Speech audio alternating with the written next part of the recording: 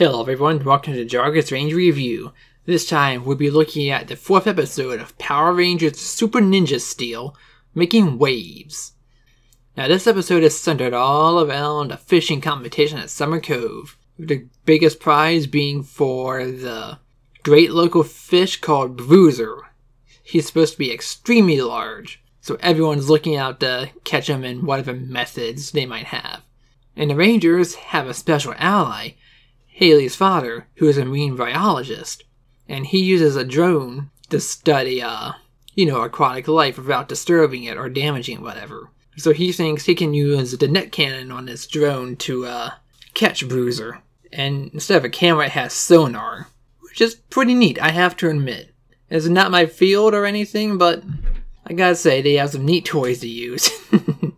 Now anyway, the sonar picks up something big, so he tries to use the net cannon to catch it, but instead, it shorts everything out, and it comes up. Whatever it is, it grabs something metal, but we're not sure. But fortunately, Sarah's mom is nearby when they're trying to fix the machine. And so, they decide to work together because they end up meeting, and also end up flirting. So after doing their preliminary work, they decide to go on a date. But our two girl rangers think that their parents dating is just going to be too weird. So of course they try to sabotage it. Telling wrong foods, the wrong things they like, the things they hate most and whatnot. So yeah, that date goes completely wrong and they get split up. Now the Rangers have to go fight a monster by the shore called Doomwave. It was a mix between an inflatable raft and an octopus. He's just bleh. He's not impressive at all. But they find out that what it was is a machine that can make a tsunami. And that's what destroyed the drone. Which means now the Rangers have to get their parents back together. And when they tell what happened to them to Mick and why the parents weren't there, the girls complain and he basically says, everyone split up and do their own thing and maybe one of them will think of something good on their own.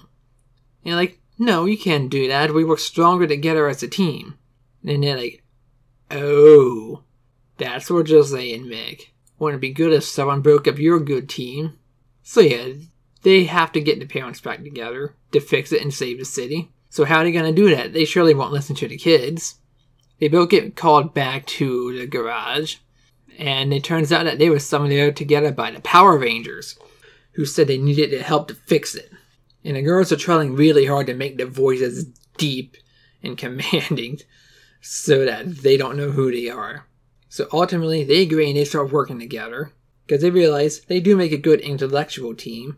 And then they start just saying little remarks about how their date plans went awry. And then they figure out, it was the kids. They give us bad advice. Well, I guess it would be weird. So they get back together and they work together and they fix the machine. And just in time too, because the tsunami machine has also been repaired by Doomwave. Now the Rangers go to the shore and fight him with some bruisers. The battle isn't that interesting, but in the meantime, the girls put the drone back in the water and this time it's able to disable the tsunami machine and bring it to shore. So once they blow it up, they also blow up Doomwave, who of course gets gigantified. But Mick sends them a new Subsurfer Zord star, and it transforms the drone into a new Zord. It has a submarine mode and a robot mode, and can also be the center part of a Megazord formation. So that's pretty cool. It can move around, it can surf. It's a new funky mode for the Megazord, that's for sure. Yeah, and it has torpedoes and all, and it can glide on the water and everything. Doomwave didn't stand a chance. He gets totally annihilated. And we did see a brief show of Badana when she was trying to get everything working in order. If you don't remember, Badana was the prisoner from Sledge's ship who got left behind. So in the aftermath, the parents are saying, yeah, we're going on a date and you kids stay way the hell away from us. Which is a good idea.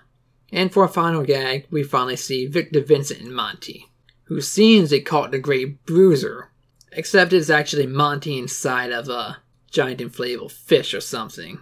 So the sea captain running the contest, because of course it's a stereotypical sea captain, he just takes a knife and cuts it down, and it's just Monty, and it swims straight inside. It's like, Monty's like, you won't believe this, but I was eaten by this giant fish. And Captain's like, you're right, I don't believe ya. Walk the plank. So of course the two of them just run way off. They are screwed. And that ends the episode. They barely got any screen time. Overall, this was a pretty fun episode. It was very light on fighting, but it was almost sitcom-y the way everything went down. And it had a nice lesson that also ended up saving the day. Yeah, so the fight scenes, it just washed right over me. No water pun intended. But it was cool to see a new Megazord mode. It was nice to see Sarah's mom again still has her inventor instincts. And we get to see another Ranger's family. I've noticed that series is really focusing a lot on the Ranger's family lives, at least some episodes. I mean, we have Preston, we have Haley and Sarah. Brody and Levi is a big chunk of the story arc of the show. But what's missing now is Calvin. His biggest conflict is maintaining his relationship with Haley. That's the thing that is the biggest part of his character arc besides his hobbies, which have only just gotten him in trouble a bit. So overall, I would recommend this episode. You can skip the action if you want to, because the real thing is the heart and the comedy. And if you're tired of Monty and Victor, well, good news for you. They have at most 2 minutes of screen time, which is less than most of the time. Some episodes, they get up to almost 5-10 minutes of show time. Okay, not 10 minutes, but 5 minutes sounds correct. So yeah, overall, pretty good episode. I'd recommend watching it at least once.